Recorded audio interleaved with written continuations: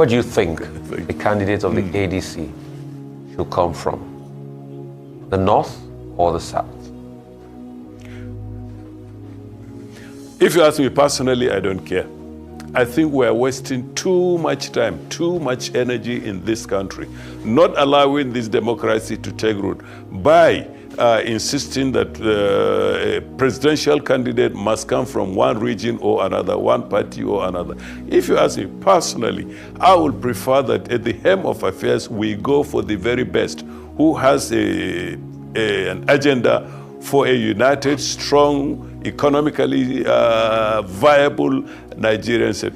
Personally, I think all this idea of where the president should come from or the candidate should come from is a distraction, because then we don't look for ingredients of good leadership in that person. The whole thing begins and ends with where the presidential candidate should come. And I think, honestly, the nation's time is being wasted by these politics. I think by now, I would have preferred to see that we are beyond that. We look for not where people come from, but what they have to deliver. We have tried this regional stuff a number of times. In the last, let me say, in the last 8 years, it has yielded nothing but bitter disappointment for the ordinary citizen in this country. We insist on people, they come in and it's a disappointment. 2015, we went through this. There was an election with mass appeal. In fact, so the leading candidate had a cult followership. Within 6 months, it was clear, it became clear that that was a monumental mistake. And that carried on until the end, until 2023. And then we began again. Prof, would you respect? You're Yes, talking idealism, but you know ideals do not work in Nigerian politics. With due respect, if I am to say ideally, I subscribe to what you said. In fact, I'd even go further by saying competence, educational, economic, cognitive competence. I would even say also part of the competence should be drug tests above board. So let's even see if any drug or any extra matter is affecting their cognitive competence. But that's ideals. But you and I know the country doesn't work on that. Since the 1960s, since we gained independence, let me even date back since 1914, since when the amalgamation happened. Let me even date back since 1906, thereabout, when the first amalgamation happened of the Southern Protectorate, before the amalgamation with the Northern Protectorate happened in 1914. Where you are from has always heralded our politics and our politicking process, even when we had a regional government. Yes, you can say it's been a colossal misfortune getting leaders through that way, but that's always the case. It will be power swinging to the north. People will now make argument for power to swing to the south afterward, to be able to keep a level of balance and fairness. People that distort that octet, they are called aberrations. Like in the case of Jonathan, where Umar Musa Ardua did die, and somebody from the south had to step in. We even do it so much with our political party ticket. Once you have a presidential candidate from the north, you must have a vice presidential candidate from the south. Once you have a presidential candidate from the south, the vice presidential candidate from the north. And that's why I asked this question, because as we speak, the fact on ground is the question I asked you is dividing the ADC. And if the ADC will fail, that will be the reason. A lot of people feel the zeitgeist of the nation will be a southern presidency.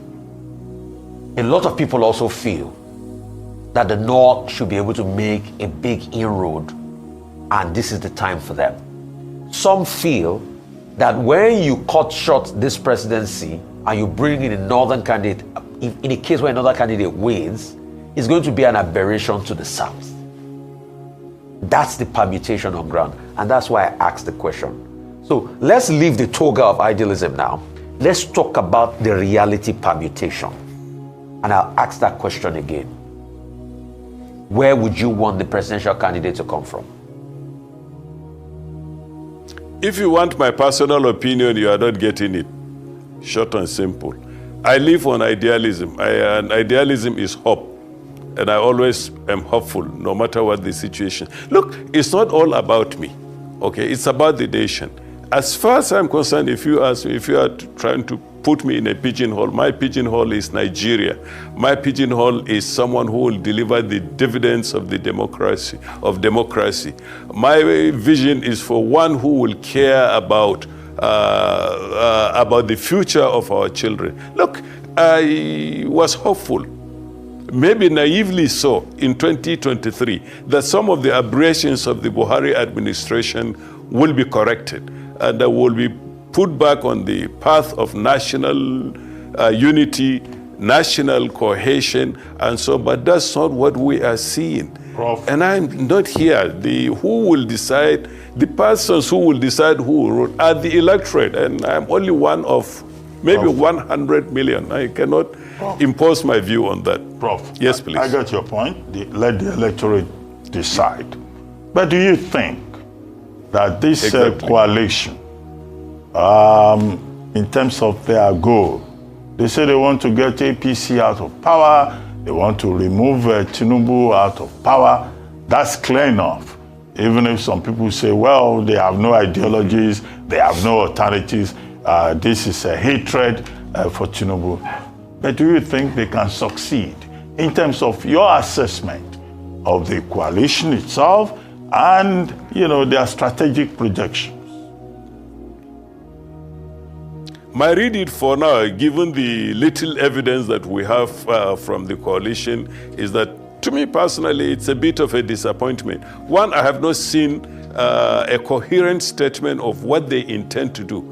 Second, I am disturbed by the emphasis on personalities. Who is going to be president, to be paired with who is going to be the president of the Senate, who is going to be the secretary to the federal government. And I said, it gave me a sense of deja vu. We have been there before. We are going back to square one again. Is it all about personalities, or is it going to be about the future of Nigeria, and of course how to get out of the many quagmires we have? If indeed the emphasis is on personalities, all those personalities, or rather nearly all the personalities in the coalition, have serious baggages. And in order for them to convince Nigerians, they have to bend over backwards and say something different. If it is all about personalities, I think they are dead on arrival. If they can present a coherent policy program and convince us how to change, or how to, one, restore national institutions that have been captured, if they can revitalize the economy, if they can promote inclusion, rather than what we have these people going with their own. So I don't see anything. So if that is the case, honestly, talking to people, I've talked to many people who are bitterly disappointed that we are not seeing what we should see. That is to say, a program to get back to Nigeria rather than to allow it to be captured, as is happening now. So, Prof, does this mean that for now the Arewa Consultative Forum is not aligned with the coalition? No, I'm not speaking for the Arewa Consultative Forum. I'm speaking for myself as an analyst. That's one. The Arewa Consultative Forum has always been a non-partisan organization. It's a socio-cultural group of persons. Now, the other thing is also that we have not met. We have not taken a decision on this. So I'm not speaking for the ACF. Let me make this very clear. In order to be able to take a position on that, we need to meet, we need to discuss. But like I said, historically, we have never been clearly for any party. We have been for Nigeria, and within Nigeria, groups in the country.